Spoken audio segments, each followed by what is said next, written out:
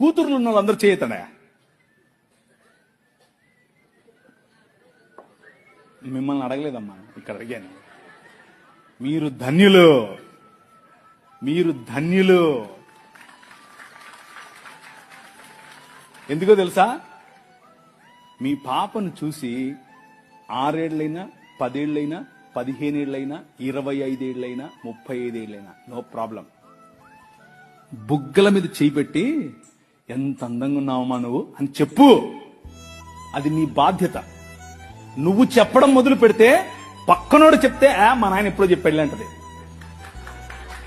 అర్థమైందా?